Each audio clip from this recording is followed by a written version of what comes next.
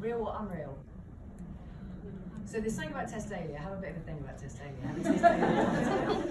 And whether you like Claudia Winkleman or not, right, there's something about that just feels very real. And there's something about Tess Daly, it doesn't feel very real. So when she's interviewing someone and she'll be like, yes, you're my favourite, and then she'll ask the question, she doesn't even listen. And Lorraine Kelly's another one, by the way. Oh my God. And so if you think about a culture full of Lorraine Kellys and Tess Dalys, you just can't connect. So we're all hardwired for connection. And you know, we work with a lot of skeptics, you know, the pink and fluffy with this stuff and kaftan and incense and nothing actually. But there's something called social pain, which is experienced in exactly the same way as physical pain. So there's part of the brain called the anterior cingulate, and when you are in physical pain, that part of the brain will light up. Social pain is disconnection, rejection, isolation, lack of influence, not feeling heard, feeling misunderstood.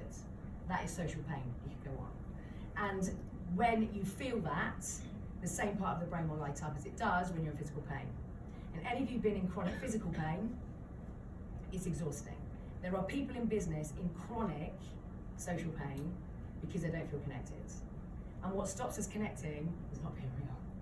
So actually, we know that vulnerability unites us all, and actually being honest about when you're struggling, that you don't know the answer, that you feel incompetent, that you need some bloody help, is the most connecting thing you can do if you mean it. I mean, some people try and pretend they're being vulnerable to try and connect, which again is not particularly helpful.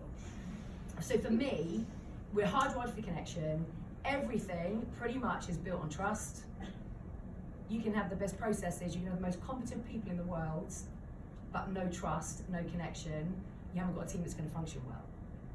We only connect with people that we feel have not got a barrier, and there'll be people you'll work with, and maybe you've worked with them for years, and you just can't quite access, and you can't put your finger on it. Something doesn't feel congruent, something doesn't feel quite aligned enough, and that is a barrier to talking about issues you've got at work. That is a barrier to sharing great ideas. You know, the number of people that work in silos and just don't connect with someone that they're meant to be working with closely. You know, people that we need to collaborate and communicate more often. Okay, well that's because people are not connected. So unless we're real, we're not going to connect, and we are all hardwired for it.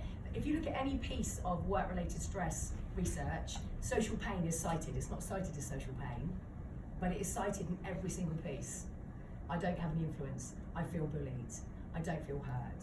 I have no clarity. Lack of role clarity actually is just, I don't feel safe enough to ask the question, what is it you expect of me?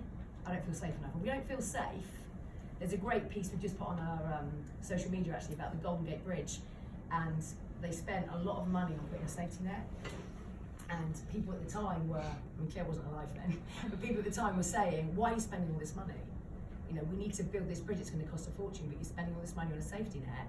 The bridge got built in I think it took a third of the time off they expected, because people felt safe.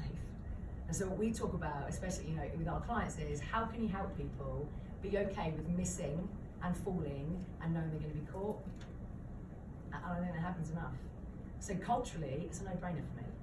If people don't feel like they can miss and fall and will be caught, they won't be innovative, they won't be creative, they won't tell you when they're struggling,